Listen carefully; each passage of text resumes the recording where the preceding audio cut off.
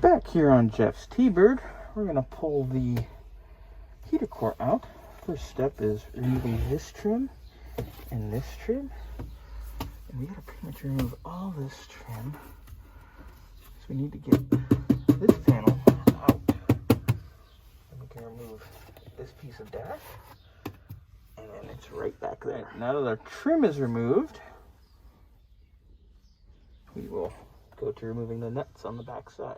All right, we've got our trim out. We've got our lower dash panel out. And we have our plate off here. Just did this floor heat door. Whew. And the inlet is, of course, packed with God knows what.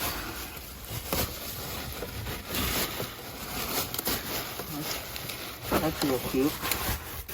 More crap. Alright, so that's undone. Our next step is to undo this right here. And then we can access our last two bolts for the heater core and pull it out.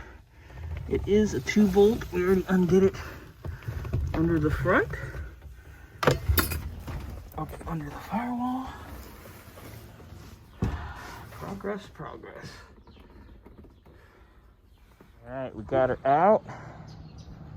She's obviously seen better days. Lots of corrosion, lots of crusty. Hey, there's a Westie.